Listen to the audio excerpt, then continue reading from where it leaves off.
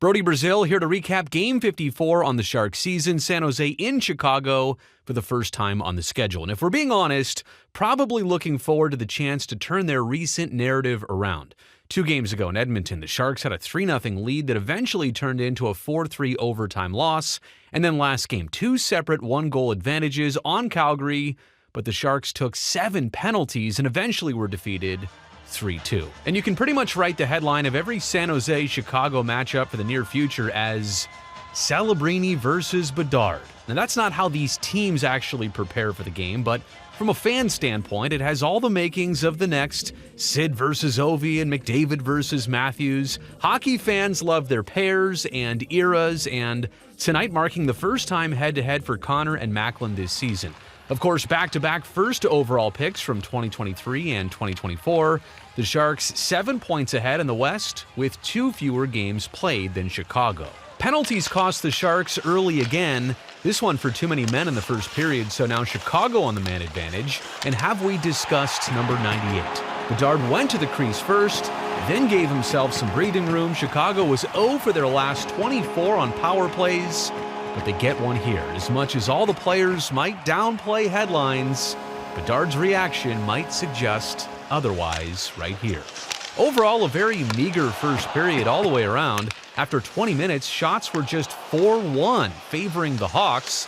San Jose ended up having to kill 3 different penalties, but Askarov here doing his best to keep the Sharks in it.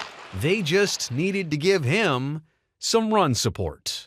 We got to stay away from the box too. I mean, obviously, a lot of special team in that period, but right now we got to come out skating. We got a forecheck. Right now we make it really easy for them to break out the puck, so got to move our feet. Now, the second period did not get better for the Sharks. In fact, it got worse and kind of got away from them in this middle 20. Shot totals still low for both sides. Not actually a ton of chances either way, but the Hawks did start getting their goals. Just 2:14 after intermission, Sam Dickinson blocks that initial shot.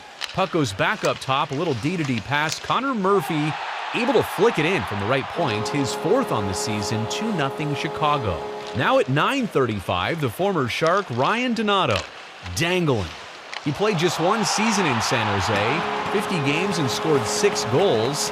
Last year, he hit 31 goals in Chicago. This is 11 for him on the season. Very hard to play against in the last 4 years. It's 3-0 Hawks. And next, kind of a dagger goal for Chicago. Sam Renzel's one-timer in the slot has him pumped.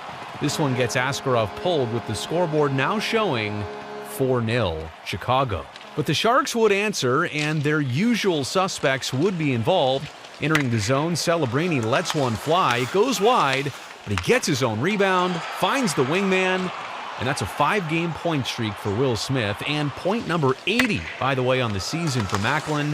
It breaks the ice in the game and gives the Sharks just a little bit of life with their first goal of the evening at 12:05. But this is 36 seconds later. Ilya Mikheyev went to the back doorstep, and he got fed. And so Chicago with 3 goals after 8 shots, 4 goals on their 10th shot, and 5 goals on their 11th shot on net. Just one of those kinds of nights. But before the period ends, Macklin finds another way to contribute. Great setup by Tyler Toffoli from the wall. Macklin catching backhand, releasing forehand, all within a split second. The replay angle here is filthy. Celebrini has 28 goals and counting. It's 5-2, which may not feel great, but at least the Sharks had finally engaged in the game. Things get a little more interesting to start the third period, and from a goal scorer you may not expect. Shakir Mukhamadullin returned on Saturday for the first game back since that January 3rd injury. And yeah, known more for his defensive prowess, it's always great to see Big 85 show a little offensive upside. The former Hawk, Phil Kurashev here, had traded places with the D-man Desharnais, then feeds Shaq, and look at him roof the backhand here.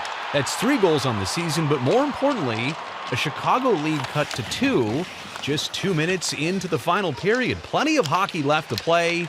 Could the Sharks pull off a Windy City miracle? Well, unfortunately, a lot of trends going on in this game, including the thorn in the side that is Ryan Donato to the Sharks. Mikheyev here with the initial drive and chance on net. He fed his own rebound to guess who? Donato. who had 2 goals in total since Christmas before tonight, and then 2 goals tonight alone against San Jose. The Sharks hit a few posts in the third period and end up on the wrong side of a 6-3 final score. It starts with puck play, then we don't play through people and get into people, and then we separate. The one that we give up, the one time in the middle of the ice, is atrocious. So that's a tough goal to give up, especially after we just scored as well. So yeah, we shoot ourselves in the foot with some puck play and then not playing through people and not covering dangerous ice. I think we just went through a little stretch where we didn't have our best. We're trying to go out there, try to play as best as we can, and obviously we all know what these games mean and how we need to play. And it's frustrating when we're in this position and we don't do that, but we got to be better. Was there some hope when you made it 5-3 that maybe the momentum had shifted in your favor?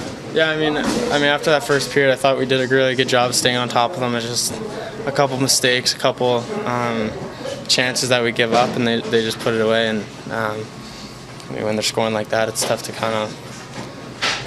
to bounce back. So kind of a frustrating situation for the Sharks. They're about to conclude playing 9 of 10 on the road soon, and right now, only their second time losing as many as 3 in a row all season so far. At this point, just 1 to play in trying to make things right before the Olympic break, but that one game is also against the Western Conference leading Colorado Avalanche and their 81 points on Wednesday.